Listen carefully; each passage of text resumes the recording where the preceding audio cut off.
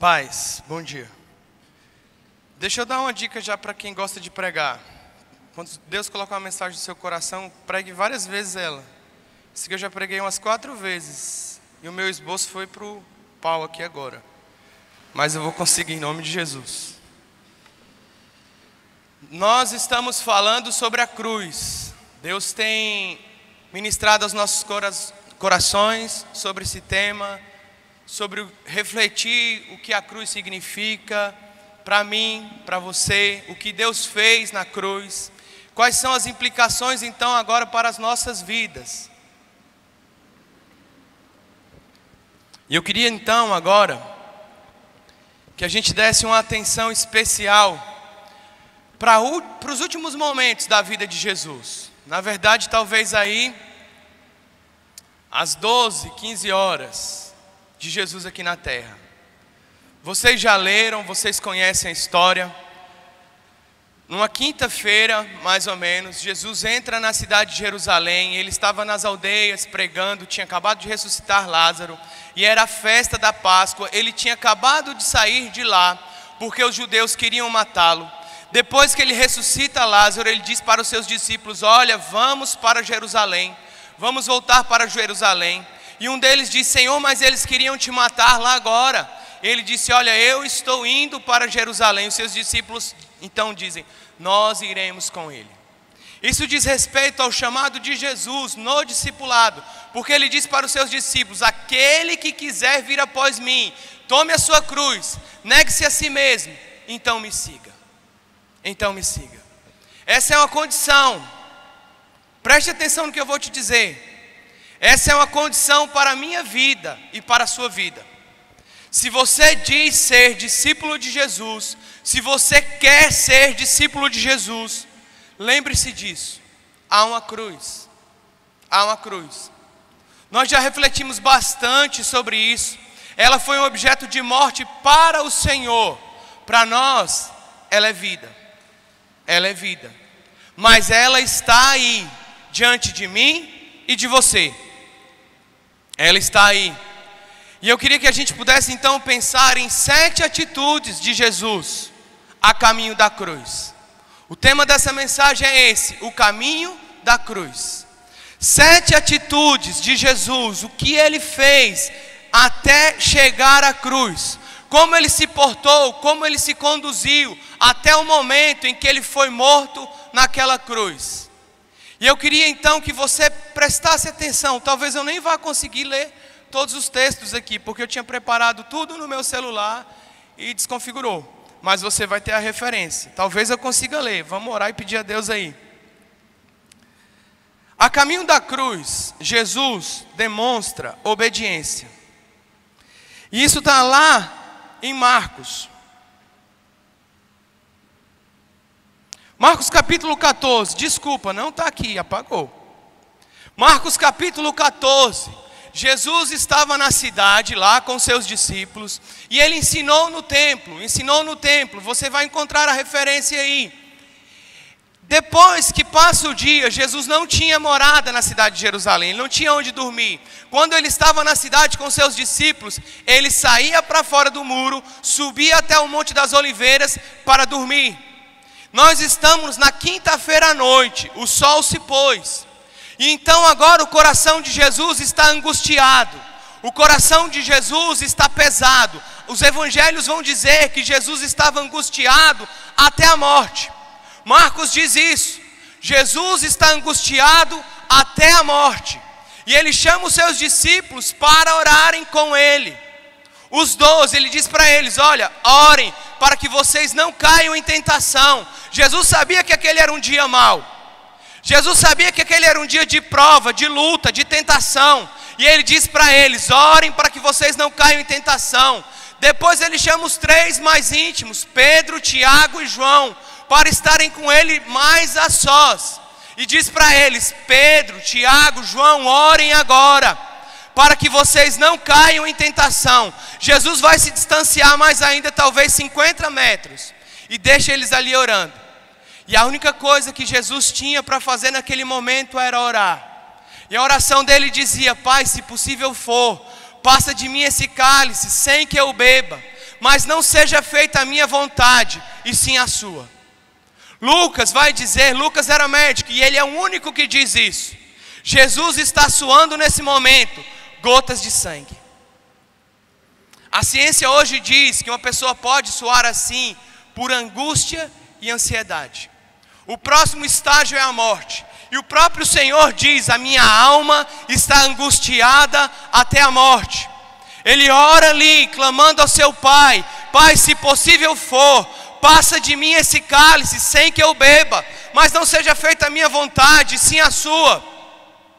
Jesus está angustiado, alguma coisa está atemorizando o seu coração, algo está assustando o Senhor, um pavor tomou conta da sua alma. Ele que é o Rei dos Reis, que dizia para o mar, mar, se acalma, tempestade, cessa, que podia dizer para o morto, se levanta. Ele está com medo. O Senhor Jesus estava com medo.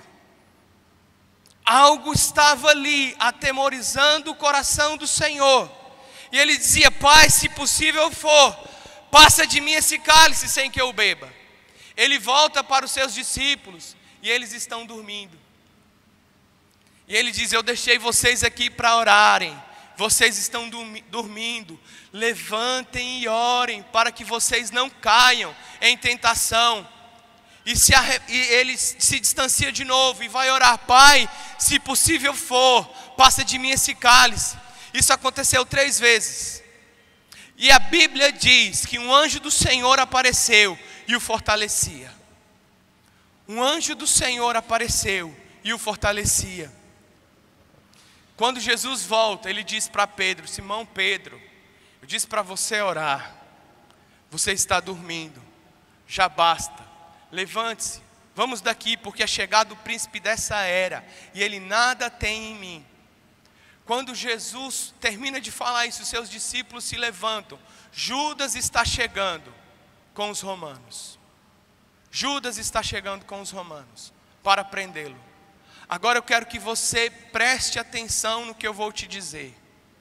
Muitas vezes nós lemos a Bíblia e às vezes a gente faz uma leitura ali superficial. Talvez você possa pensar, como eu pensava também, que Jesus está com medo dos romanos e dos judeus. O que atemorizava o coração dele é agora o que os homens podem fazer. Nós já sabemos a história, o final da história. Eles vão pegar o Senhor, cuspir, bater, julgar de forma indecente. Vão fazer muitas coisas com ele. Mas não era isso que estava trazendo medo ao coração do Senhor. Os homens nada podem fazer contra Deus. Jesus era Deus. Ele não tinha medo dos homens. Mas sobre o coração de Jesus pairava um medo, porque ele iria enfrentar a ira de Deus. Jesus iria enfrentar a ira de Deus agora. A Bíblia diz que ele é o cordeiro que foi levado ao matadouro. Ele era o sacrifício que seria oferecido no meu lugar e no seu lugar. E a ira de Deus vem sobre ele. O pai vai esmagar o filho naquela cruz. Jesus está com medo porque o preço do pecado vai ser pago agora. Jesus está com medo porque Deus vai acertar as contas com a humanidade e alguém vai ter que pagar por isso. Ele era Deus, mas nasceu como homem, e agora ele é o representante da humanidade diante do Pai. Diante do Pai, Jesus vai se colocar como aquele que vai pagar o preço do nosso pecado.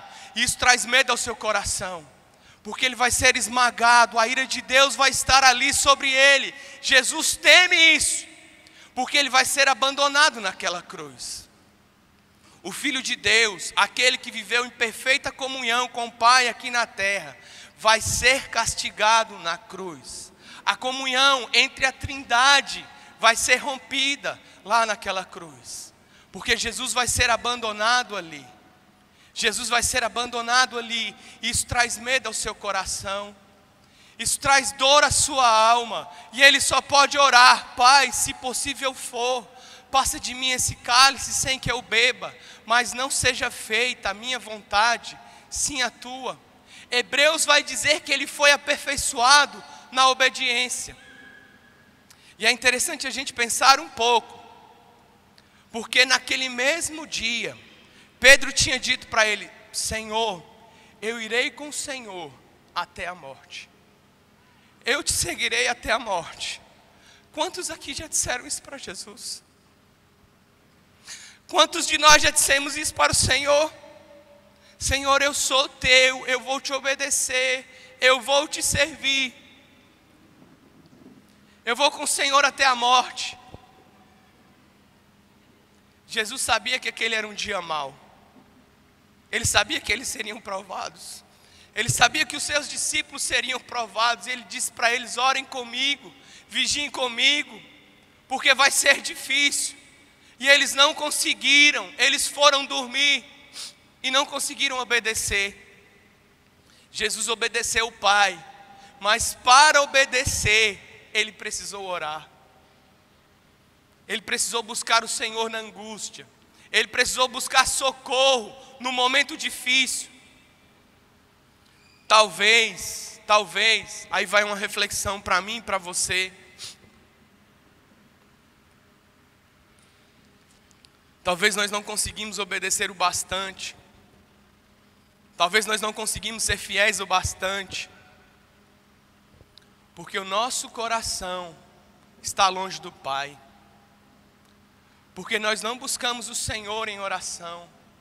Porque nós não nos escondemos ali diante dEle para clamar em oração por força, por sabedoria. O dia mau vem para todos nós. Todos nós temos dias maus. Você pode buscar ao Senhor em oração. Você pode se esconder e colocar ali, derramar diante dele a sua alma. A Bíblia diz que um anjo do Senhor apareceu a Jesus e o fortalecia. Sabe, é muito interessante nós pensarmos, porque o Senhor, Ele está angustiado até o momento em que aquele anjo aparece. Ele está mal até o momento em que o anjo aparece. O coração dele dói até esse momento. Mas quando Jesus se levanta, ele está pronto para obedecer. Os homens vão chegar diante dele e ele não vai temer nenhum deles. Nenhum deles. O Evangelho de João diz que quando Judas chega com os romanos, ele diz: olha, eu estava com vocês, ensinando no templo todos os dias, e vocês não vieram até mim. Sou eu sou Jesus, deixe os meus amigos irem. Então os romanos caem para trás. Ele está pronto para obedecer, mas para isso antes ele precisou orar. Ele precisou orar. Se o Filho de Deus, aquele que é santo, que é puro, que estava lá quando tudo aconteceu, se ele precisou orar para obedecer, o que dizer a respeito da minha vida? O que dizer a respeito da sua vida? Nós precisamos nos levantar realmente como povo de Deus, como povo que é conhecido como povo de Deus, como um povo que ora, como um povo que busca o Senhor. Eu tenho me esforçado para isso, porque nós temos acesso a muita coisa. O pastor Marlon disse ontem, sobre os primeiros minutos do dia, mas nós temos muita coisa para preencher o nosso tempo, muita coisa, e talvez isso tenha nos atrapalhado, mas a caminho da cruz, Jesus demonstrou obediência. Não só isso. Segundo ponto. A caminho da cruz, Jesus demonstrou segurança quanto à sua identidade. Isso está em Mateus 26, do 57 ao 68. E no Evangelho de João também, 18, 33 a 37. Agora eu vou poder ler. Os que prenderam Jesus o levaram a Caifás, o sumo sacerdote, em cuja casa haviam reunido os mestres da lei e os líderes religiosos. Mas Pedro seguiu de longe até o pátio do sumo sacerdote. Entrou e sentou-se com os guardas para ver o que aconteceria.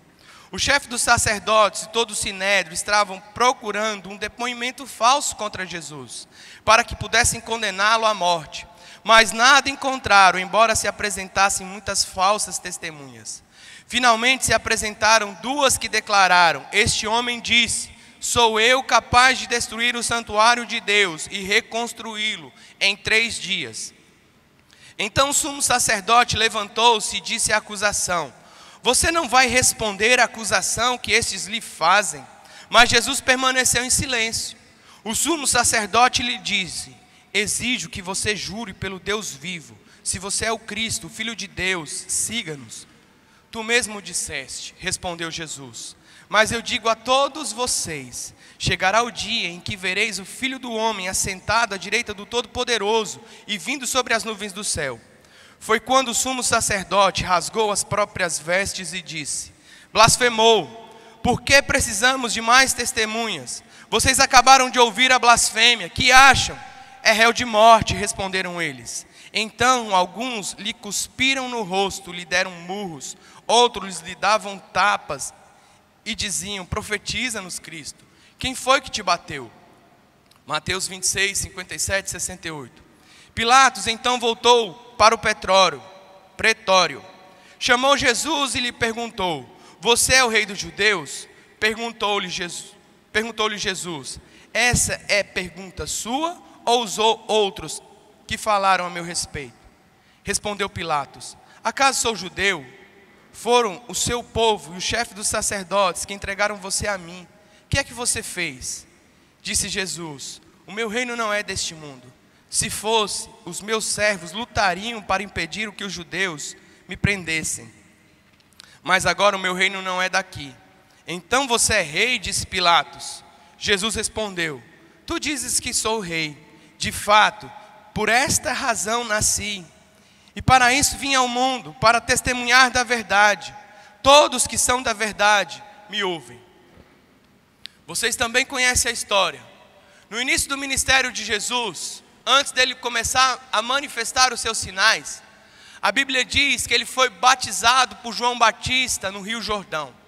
E nesse momento, então, Jesus começa a ser declarado como o Filho de Deus aqui na terra. A Trindade se manifesta. Jesus vai ali ser batizado, simbolizando, ele não precisava, mas simbolizando o perdão dos pecados.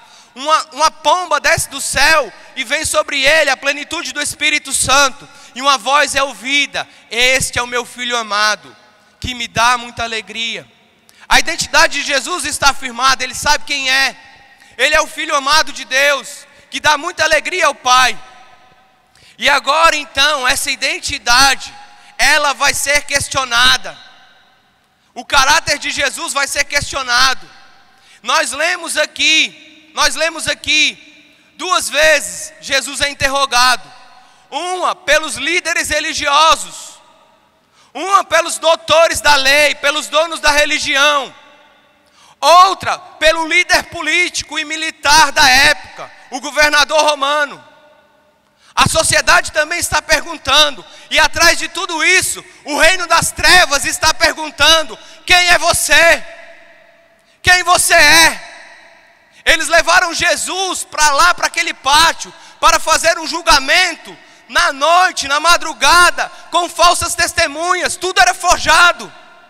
Jesus foi levado para aquele pátio, humilhado, interrogado, mentiram a respeito dele. E aquele sumo sacerdote pergunta: você é o Cristo? Jesus sabe que sua vida está em risco. Ele sabe que dependendo da resposta, ele pode morrer.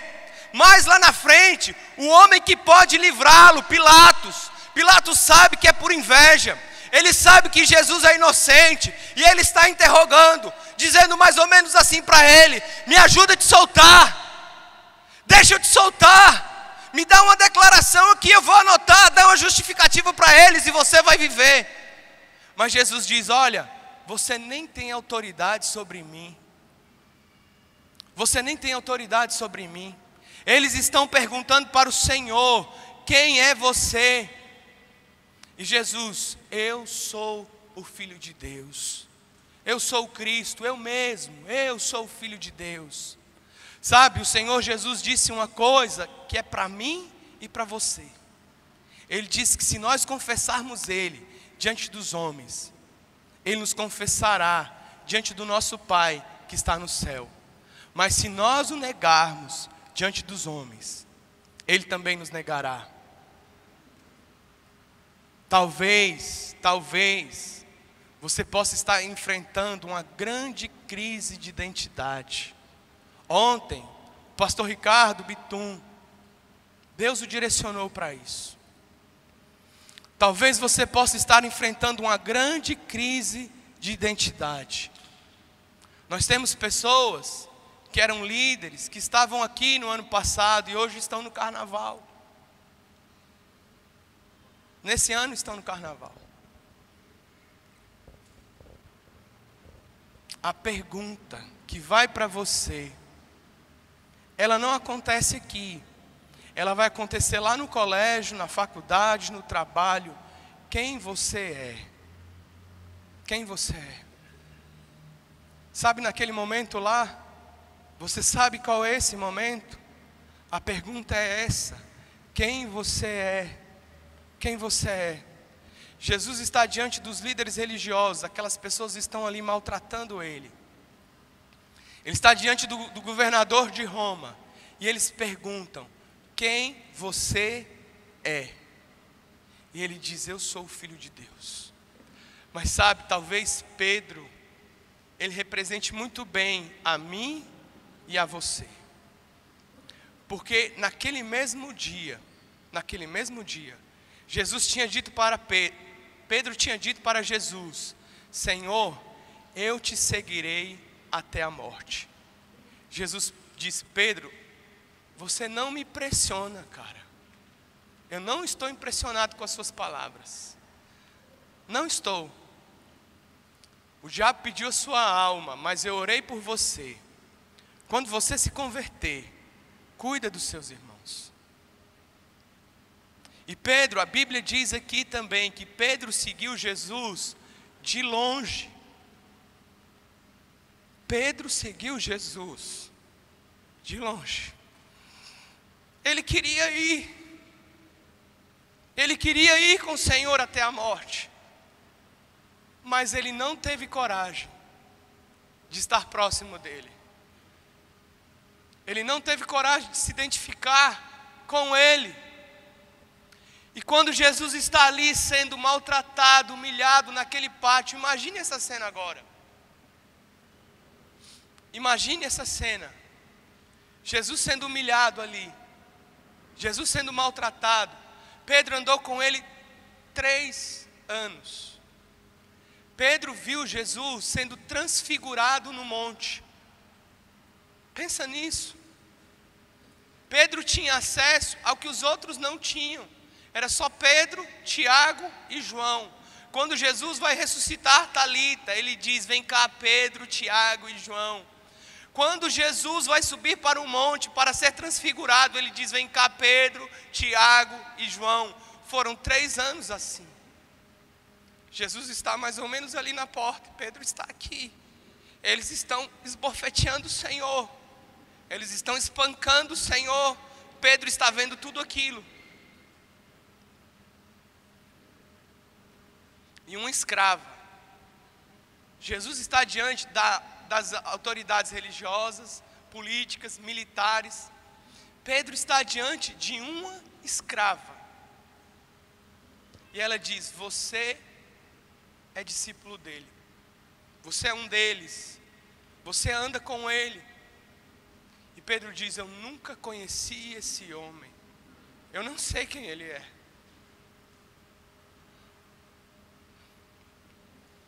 Três vezes ele fez isso. 3 vezes ele fez isso. E o galo cantou. Quando o galo canta, Pedro se afasta. E ele não vai ver o Senhor até que ele morra. Ele não vai mais se encontrar com o Senhor até que ele morra. Pedro abandona o Senhor para morrer.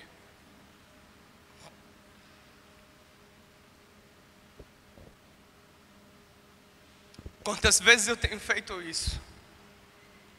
Quantas vezes você tem feito isso? Jesus tinha segurança de quem ele era. Jesus tinha segurança de quem Ele era. E Ele podia estar em qualquer situação, diante de qualquer pessoa, diante de qualquer pressão. Ele ia dizer: eu sou o filho amado de Deus. E eu não mudo quem eu sou por nada e por ninguém. Muitas vezes, e isso é válido, é muito válido, eu só quero dizer que tudo tem um lugar certo. Muitas vezes aqui no altar, no microfone, nós ouvimos pessoas misturando psicologia com outra coisa, para tentar encaixar no evangelho. Psicólogo é muito importante, muito importante. A minha esposa é psicóloga. Psicologia é muito importante. Mas se você quiser aprender sobre psicologia, vá no psicólogo. Se você quiser ser abençoado, vai lá. Porque muitas vezes tem se feito uma grande confusão para dizer qual é a nossa identidade, querendo trazer a psicologia para cá. A psicologia vai falar sim sobre as emoções, mas pela Bíblia, sabe qual é a sua identidade? Sabe qual é a identidade do Filho de Deus? É aquele que foi perdoado.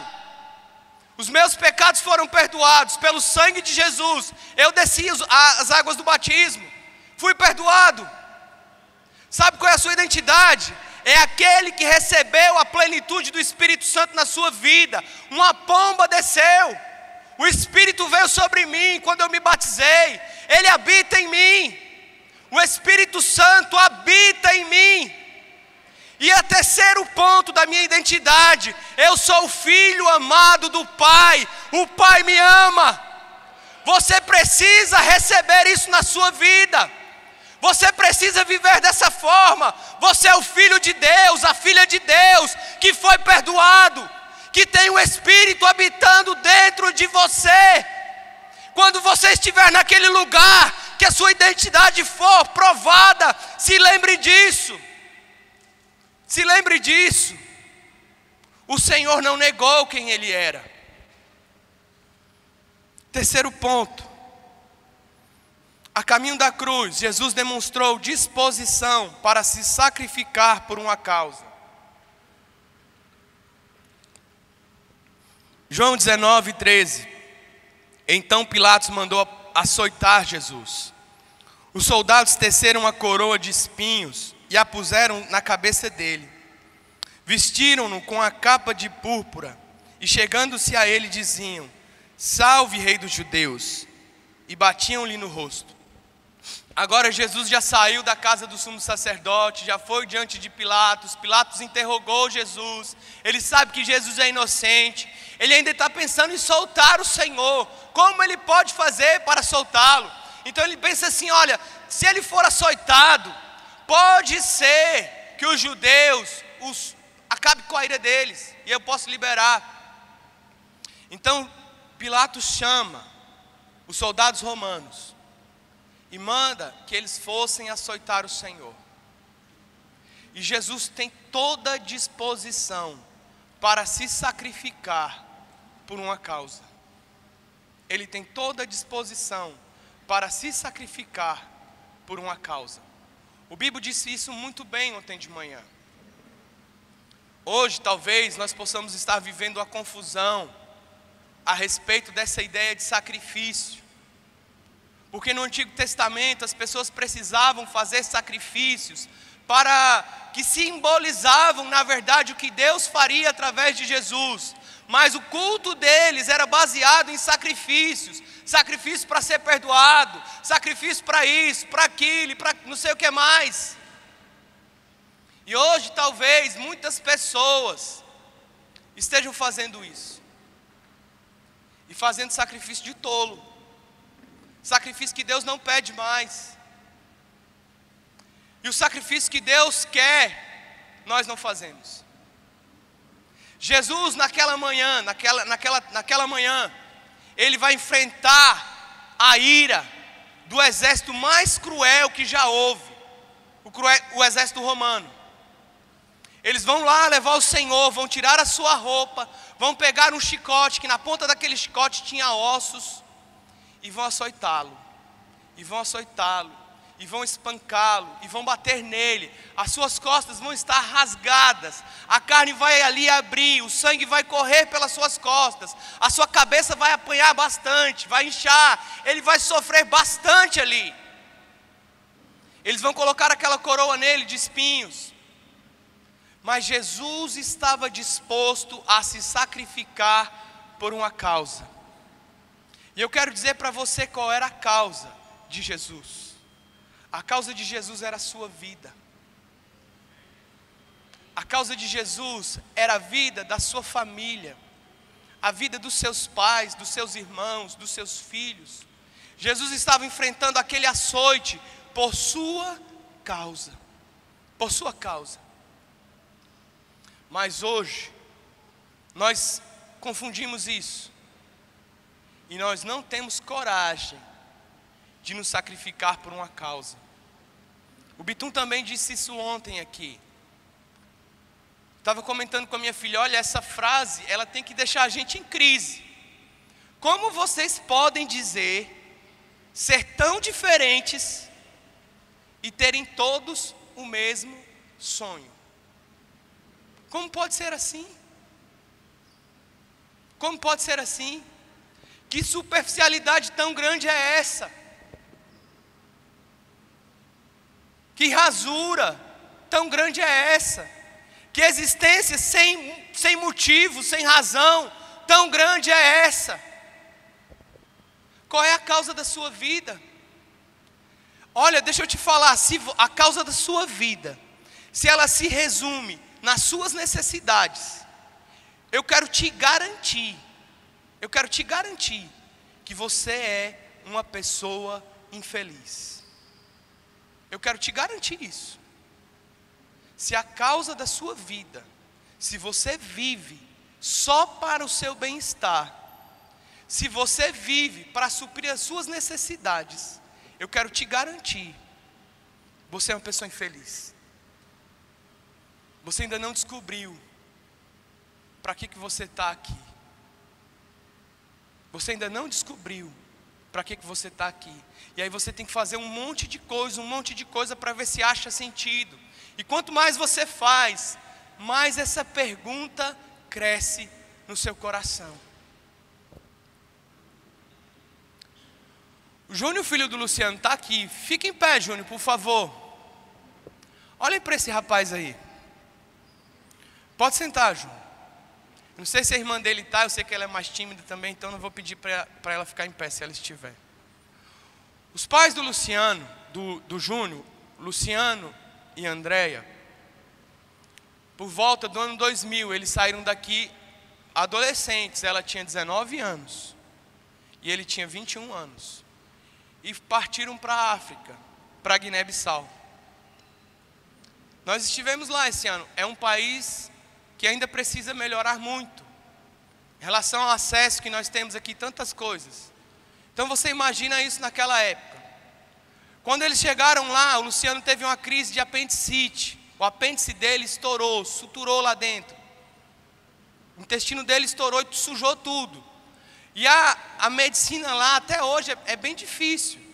Imagina naquela época. A Andréia tinha 19 anos e a filha deles tinha nascido, a Gabi. Se eu não me engano, ela tinha 6 meses. E o Luciano estava morre ou não morre, e ela segurando tudo lá. E os pastores aqui no Brasil diziam para eles, voltem, voltem. Depois que o Luciano melhorou, a Andréia ficou doente.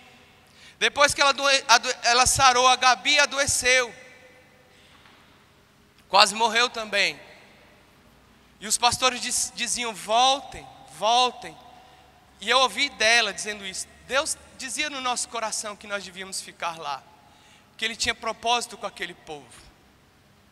Jean, fique em pé, por favor. O Jean era uma criança quando eles foram para lá.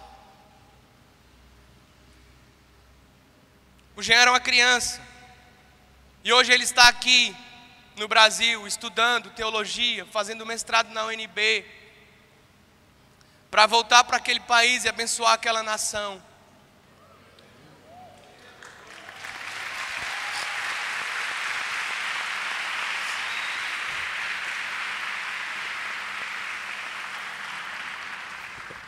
Nós estivemos lá, tem dezenas de igrejas plantadas. Hoje lá tem grandes obreiros de Deus. Eles plantam a igreja e abrem uma escola.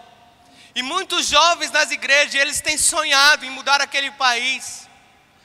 Jovens que querem ser presidente da nação. Outros diziam: eu quero estudar para ser professor, porque há muitas aldeias que ainda não têm escola.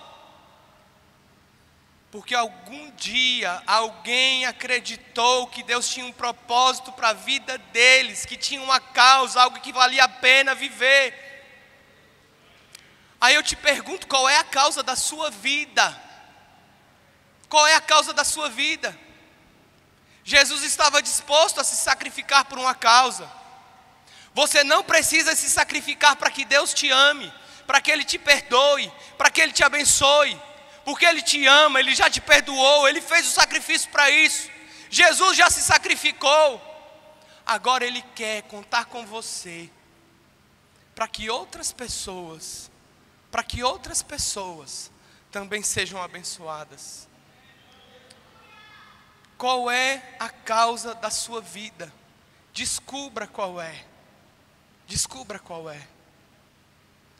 Quando você perceber que tudo que Deus já fez por você é suficiente, você está completo nele, e agora então você não precisa mais olhar para as suas necessidades em primeiro lugar, sempre eu. Você pode olhar para o próximo. Você vai ver uma alegria surgir, um sentido para viver, para continuar indo em frente, lutar, levantar mais um dia, mesmo que aquele dia seja difícil. Você vai poder passar por açoites, como o Senhor Jesus passou. 4. A caminho da cruz, Jesus demonstrou perseverança em fazer a vontade do Pai. Lucas 23, 26. Enquanto o levaram, agarraram Simão de Cirene, que estava chegando do campo, e lhe colocaram a cruz às costas, fazendo carregá-la atrás de Jesus. Agora não tem mais jeito. O Senhor foi sentenciado à morte. Pilatos tinha mandado açoitar, trouxe de volta, colocou diante dos judeus. Eu tenho aqui um ladrão, um bandido chamado Barrabás. Quem vocês querem que eu solte? Solta Barrabás. E Jesus, crucifica-o. Então Pilatos lava suas mãos. Jesus está condenado. E ele vai ser crucificado fora da cidade, em um lugar onde o lixo queimava de dia e de noite. Toda a sujeira da cidade era queimada ali, de dia e de noite, no Gólgota, no lugar da caveira. As piores pessoas da sociedade seriam crucificadas ali. Jesus tinha passado a noite toda sem dormir. Ele já tinha enfrentado aquela angústia. Tinha passado a noite toda sem dormir. Passado por aquele julgamento, sido açoitado, tudo aquilo. Sua cabeça está inchada, há uma coroa cravada, ele está sangrando. Suas costas estão ali despeladas. Há muita dor no seu corpo. E eles colocam então aquele madeiro nas suas costas. Aquela madeira era pesada. Acredite nisso. Era pesada.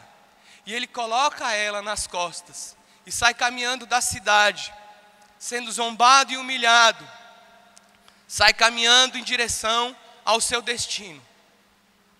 Ele sai caminhando em direção à sua morte. Mas aquilo está pesado para ele, e ele tropeça, ele cai. Então vem alguém, um camponês, os romanos pegam aquela cruz e dizem então para Simão carregar a cruz, porque Jesus já não está conseguindo mais. Mas a Bíblia também diz que Jesus ia na frente. Jesus ia na frente. Ele estava sentindo dor. Ele sabe que ele vai ser esmagado ali, mas ele vai na frente. E ele dá um passo de cada vez, mas ele vai em perseverança. Ele persevera para fazer a vontade do Pai. Ele persevera, um passo de cada vez. Ele não desiste. Ainda que a dor é imensa, ainda que a dor é extensa ali, ele não tem mais forças, mas ele persevera. Jesus perseverou para fazer a vontade do Pai. Isso ensina também para mim e para você. Ensina para mim e para você. Quantas coisas você disse que ia fazer, começou a fazer e parou no meio do caminho. Uma coisa tão simples como o pastor Marlon disse ontem. Orar 7 minutos de manhã. Quantas coisas eu já comecei a fazer. Eu disse para Deus que eu ia fazer. E eu parei no meio do caminho. Quantas vezes nós já fizemos isso? Quantos se entregaram para Jesus? Estavam aqui, servindo o Senhor, e não suportaram, não conseguiram continuar. O Senhor Jesus perseverou. Por isso você também pode perseverar, você pode continuar. Quando as lutas forem intensas, quando a dor estiver aí no seu coração, quando a noite vier sobre a sua vida, quando o sol não brilhar, quando você não obtiver respostas, quando as suas emoções lutarem contra você, quando a sua família não te entender, quando todo mundo for contra aquilo que você quer fazer para Deus, quando as pessoas não acreditarem, você pode olhar para a cruz, você pode lembrar dessa cena, do seu Senhor açoitado, machucado, carregando aquela cruz, caindo no meio do caminho, e depois recebendo ajuda, se levantando novamente, e dando mais um passo, você pode dar o próximo passo, e mais um passo, e mais um passo, e mais um passo, até o momento em que você vai poder dizer, como o apóstolo Paulo: olha, eu completei a minha carreira, guardei a fé, agora o que me espera é uma coroa. O que me espera é uma coroa. Não se engane, enquanto nós estivermos aqui, vai ser assim. Não é só com você que isso acontece, é com todo aquele que quiser servir ao Senhor, todo aquele que quiser ser fiel ao Senhor. Nós vamos sofrer sim tribulações, nós vamos passar por lutas. O próprio Jesus disse: se eles estão fazendo isso comigo, que sou lenha verde, imagina com vocês, que são galhos secos. Mas ele disse: olha, tenha um bom ânimo, porque eu venci o mundo, e eu deixo com vocês a minha paz. Quando ninguém estiver com você, quando ninguém te entender, Ele estará ao seu lado. Ele estará ali na sua intimidade, olhando para você, falando: filho, eu estou aqui. Filho, eu te entendo. Filho, eu vejo as suas lágrimas. Filho, eu conheço a sua dor. Filho, eu estou aqui te abraçando agora. Filho, mesmo que as pessoas estão falando mal, eu aprovo aquilo que você tem feito. Então continue. Ele estará ali, você pode perseverar. E um dia, Ele virá para nos buscar. Um dia nós vamos nos encontrar com Ele nas nuvens, o nosso amado, o nosso Senhor, o desejado nas nossas almas. Nós estaremos com Ele, não haverá mais separação, não haverá mais dor. Mas até esse dia você precisa perseverar. Até esse dia você precisa perseverar. É muito importante a forma como nós começamos, mas é mais importante a forma como nós terminamos.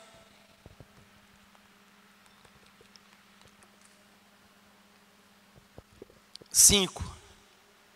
A caminho da cruz, Jesus demonstra humildade. Mateus 27, do 37 ao 44. Esse texto está meio zoado aqui, eu vou ver se eu consigo. Por cima da sua cabeça colocaram por escrito a acusação feita contra ele: este é Jesus, o rei dos judeus. 2 ladrões foram crucificá-los com ele, um à sua direita e outro à sua esquerda. Os que passavam lançavam-lhe insultos, balançando a cabeça e dizendo: você que destrói o templo e o reedifica em 3 dias, salve-se, desça da cruz, se é o Filho de Deus. Da mesma forma, o chefe dos sacerdotes, os mestres da lei e os líderes religiosos zombavam dele, dizendo: salvou os outros, mas não é capaz de salvar a si mesmo. É o rei de Israel, desça agora da cruz e creremos nele. Ele confiou em Deus, que Deus o salve agora, se dele tem compaixão, pois disse: sou o Filho de Deus. Igualmente insultava os ladrões que haviam sido crucificados com ele. Imagina a cena agora. Aquele que é a palavra, aquele que estava lá quando tudo foi criado. Filipenses diz que ele é igual a Deus, mas não quis ser igual a Deus. Ele assumiu forma humana, foi obediente até a morte, morte de cruz. Ele assumiu forma de servo, de escravo. O nosso Senhor, o Rei da glória, o Rei dos reis, os anjos o adoram, o céu se prostra diante dele. Aquele que estava lá quando tudo foi feito, ele se tornou como você. Foi para aquela cruz. E lá então os homens colocam um escrito: esse é o Rei dos judeus. Mas isso não era para exaltá-lo. Isso não era para bendizer o nome dele. Porque os líderes religiosos e os outros passavam e zombavam. Você disse que era o Rei dos judeus. E olha onde você foi parar. Você disse que agradava ao Pai, que o Pai te amava. E olha onde você está. Você é maldito de Deus, você é condenado. Nós estamos aqui para te humilhar, para dizer que você é um amaldiçoado e você merece essa morte. E eles riam e zombavam dele, dizendo: olha, você disse que era, se você for, então desce dessa cruz, porque nós não acreditamos. E Jesus simplesmente, ele aceitou que as pessoas tratassem ele dessa forma. Ele simplesmente aceitou que as pessoas tratassem ele dessa forma, que elas humilhassem ele dessa forma. Aí eu preciso te dizer uma coisa: o meu coração é muito diferente disso. Eu sou muito diferente disso. Porque a minha alma, ela quer ser aplaudida. A minha alma quer que as pessoas gostem de mim. Eu luto contra isso. Eu luto contra isso. Estar aqui à frente é uma tentação muito grande. Porque se eu falar bem, provavelmente vocês vão me admirar pelo que eu estou falando aqui.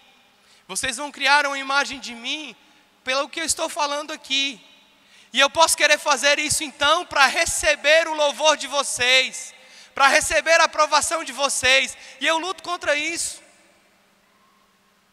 Quantas vezes nosso ser é assim? Quantas vezes nós nos aborrecemos se as pessoas não reconhecem aquilo que a gente faz? Quantas vezes eu me aborreço se as pessoas me falam: olha, dessa forma que você fez não foi boa, não ficou legal, tem que melhorar. Ou quantas vezes eu me aborreço porque eu queria uma oportunidade e não tive. Quantas vezes eu fico louco quando eu acho que tiraram o meu direito, que me trataram de uma forma como não deveriam. Quantas vezes nós agimos assim? A caminho da cruz, Jesus demonstrou humildade. Sabe, muitas vezes, e eu quero que você ouça isso, por favor, ouça o que eu vou te dizer. Muitas vezes, nós estamos aqui, ou estamos em qualquer outro local, dizendo que estamos servindo ao Senhor, e nós não estamos. Eu posso estar aqui pregando, organizando esse congresso, dizendo que estou servindo ao Senhor, e não estou. Eu posso estar servindo a mim mesmo, ao meu ego, à minha vaidade, para que as pessoas me aplaudam. Que o Espírito Santo te mostre agora, se essa tem sido a motivação do seu coração. Que o Senhor te mostre agora, qual tem sido a motivação do seu coração. Por que você faz o que você faz? Qual é o motivo? Essa pergunta é muito importante. Qual é o motivo que você tem gastado? Você tem feito isso daí? Você tem feito para que o nome de Deus seja glorificado? Você tem feito para que o nome dele seja exaltado? Ou você tem feito para a sua glória? Porque se for para a glória dele, quando as pessoas te elogiarem, você vai dizer: Senhor, glórias sejam dadas ao teu nome. Se for para a glória dele, quando as pessoas te humilharem, você vai dizer: Senhor, eu dependo do Senhor e não dos homens. Eu dependo do Senhor e não dos homens. Nós vamos ser livres. Livres. Você vai ser liberto. Você vai ser livre da opinião dos outros. Não que nós não devemos escutar o que as pessoas dizem, mas se a sua consciência está limpa diante de Deus, se você sabe que Deus tem te aprovado, não importa o que as pessoas digam, não importa. Essa não é a nossa motivação. Se elas estiverem aplaudindo ou criticando, nós vamos continuar servindo ao Senhor. Tem pessoal saindo, eu vou correr para terminar. 6. A caminho da cruz, Jesus demonstra misericórdia. Eu não vou ler. Lucas 23, do 39 ao 43. Jesus está ali, tudo isso já aconteceu. Tudo que nós dissemos aqui aconteceu. E agora tem ali 2 ladrões diante do Senhor para morrer. Um está insultando e o outro diz assim: olha, você nem mesmo estando aqui para morrer, você não abre a sua cabeça, você não pensa no que está acontecendo. Nós merecemos estar aqui. Esse não, esse homem é justo. Provavelmente ele já tinha ouvido o Senhor pregar. Provavelmente. E aí eu quero que você pense agora aí nas piores pessoas da nossa sociedade. Pensa aí no pedófilo, no maníaco. Pensa aí no estuprador, no assassino, naquele cara que faz miséria. Quando eu entrei, alguns sabem, outros não. Quando eu entrei na polícia, nós éramos alunos, todo mundo lá aprendendo ainda que era ser policial. E nós tínhamos um colega que morava numa cidade fora do DF, chamada Águas Lindas. E era muito perigoso lá. Ele tinha uma esposa, uma irmã de 14 anos e uma filha pequena. Os caras entraram na casa dele, ele não tinha nem arma ainda. E quando eles descobriram que ele era policial, eles pegaram o bastão dele, espancaram ele, espancaram, amarraram ele. Estupraram a irmã dele de 14 anos na frente dele. E a mulher na frente dele. E quando eles foram sair, o menor deu um tiro na nuca dele e matou ele. Pensa aí nesse tipo de gente. Pensa aí nesse tipo de gente. Eram essas pessoas que estavam ali do lado do Senhor para ser crucificado. Eram essas pessoas. E aquele cara, depois de Jesus ter sofrido tudo aquilo, aquele cara vira para ele e fala assim: Senhor, quando o Senhor entrar no seu reino, me perdoa. Eu já tinha ouvido o Senhor falar. Deixa eu entrar com o Senhor. Jesus vira para ele e diz assim: olha, hoje mesmo você vai estar comigo no paraíso. Isso é misericórdia. Isso é misericórdia. Então nós temos 2 aplicações. Eu quero que você pense agora nos piores pecados que você já pode ter cometido. Naqueles que você não quer que ninguém saiba que você fez. Eu quero que você ouça o Senhor te dizendo agora que já está tudo certo, que Ele já te perdoou e que você pode viver como alguém que foi perdoado. Você pode viver como alguém que foi perdoado.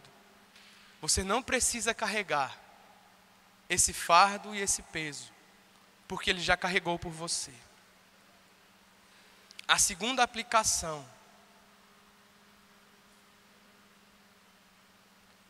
Quem somos nós aqui nessa terra?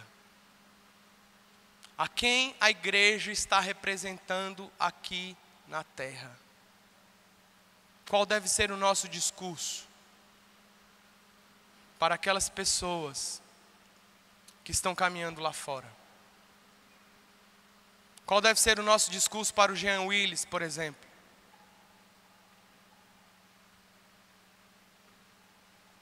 E como nós temos tratado eles? Deixa eu te dizer uma coisa. O seu Senhor, Ele é misericordioso. O seu Senhor, Ele é misericordioso. Não estou dizendo que nós devemos aceitar o erro nem o pecado. Mas como nós temos nos relacionado com essas pessoas? Qual tem sido o nosso discurso? O seu Senhor é misericordioso. Queria chamar a banda aqui, nós vamos terminar. Ainda não terminei, mas estou terminando. Que para mim agora é a parte mais importante. Na cruz, Jesus satisfaz a justiça de Deus e nos resgata. Você pode dizer isso bem alto agora? Na cruz, Jesus satisfez a justiça de Deus e nos resgatou. Eu vou ler. E houve trevas sobre toda a terra, do meio-dia às 3 horas da tarde. Por volta das 3 horas da tarde, Jesus bradou em alta voz: Eloi, Eloi, lama sabachthani. Meu Deus, por que me desamparaste? E alguns diziam: ele está chamando Elias. Imediatamente um deles correu em busca de uma esponja, embebeu-a em vinagre, colocou-a na ponta de uma vara e deu a Jesus para beber. Mas os outros disseram: deixe-no, vejamos se Elias vem salvá-lo. Depois de ter bradado novamente, Jesus entregou o Espírito. Naquele momento, o véu do santuário rasgou-se em 2 partes, de alto a baixo. A terra tremeu e as rochas se partiram. Sabe o que está acontecendo aqui agora?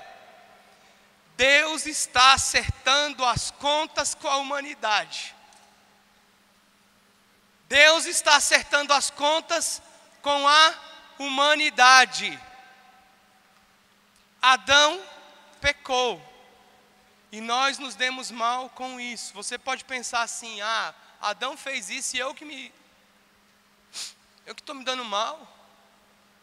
Você poderia dizer isso se você também não imitasse o que ele fez. Nós pecamos, nós nos desviamos, nós seguimos o caminho da morte, da destruição. Nós fomos por um caminho que era contrário a tudo aquilo que Deus tinha, tudo aquilo que Deus queria para nós. Nós fomos contra. E o nosso Deus é santo. Não se engane, Ele é santo. E Ele não aceita de forma nenhuma o pecado. Ele se irou contra a humanidade. E eu vou te dizer, nós estávamos numa enrascada. Nós estávamos perdidos. Nós sofreríamos uma condenação eterna, que nós nem sabemos o tão grande que ela é. Mas Ele enviou o seu Filho. Ele enviou o seu Filho. O nosso Senhor, o nosso Salvador, o nosso Redentor, o nosso herói, o nosso Deus, aquele que foi lá no nosso lugar. Jesus sofreu tudo isso pela sua vida. Ele sofreu toda essa condenação pela sua vida. E quando Ele está lá, que Ele já tinha satisfeito toda a justiça de Deus, tudo aquilo que a lei dizia, toda a maldição que pairava sobre o pecado, Ele é abandonado naquela cruz e grita: Pai, onde o Senhor está? O Senhor me deixou aqui sozinho para morrer. Ele brada dizendo: eu estou aqui e o Senhor não está comigo. O Senhor me abandonou nessa cruz para morrer e eu estou enfrentando o inferno agora, Pai. Eu estou enfrentando toda a dor do pecado, toda a condenação do pecado. Então se lembre agora do seu pecado. Se lembre do seu pecado, que foi por conta dele que Jesus morreu. Foi por conta daquilo que você já fez, faz e vai fazer, que ele passou por isso. Quando Jesus passa por tudo isso e ele brada, então um anjo vem do céu e rasga aquele véu que nos separava. Talvez você não esteja familiarizado. Tinha sido construído um templo lá em Jerusalém. Era onde Deus habitava. Tinha vários pátios, onde as mulheres podiam entrar, onde os que não eram judeus podiam entrar, onde o povão podia entrar, onde os líderes religiosos podiam entrar, onde só o sumo sacerdote podia entrar uma vez por ano. Lá havia uma cortina muito grossa. Ninguém podia entrar lá. Lá estava a presença de Deus. Lá estavam as tábuas, a arca, tudo aquilo. Nós não poderíamos entrar ali na presença do Senhor, porque Ele nos mataria. Ele nos mataria. Mas Ele matou o filho dele. Ele matou o filho dele. E te resgatou. E agora Deus olha para você e Ele não está irado. Você pode pensar nisso? Deus não está irado com você. Ele olha para você e sorri. Porque Jesus cumpriu a justiça de Deus e te resgatou. E hoje, você pode orar. Hoje você pode orar e dizer: Pai, a minha vida é Tua. Você pode dizer para Ele hoje: Pai, eu quero ser totalmente Teu. Eu quero andar com o Senhor. Eu quero te dar os meus dias, eu quero te dar os meus sonhos, eu quero te dar os meus planos, eu quero te dar o meu futuro. Eu quero andar com o Senhor. Porque Jesus cumpriu a justiça de Deus e te resgatou. Hoje você pode viver para Deus. Hoje você pode viver para o Senhor. Quero te convidar a ficar em pé.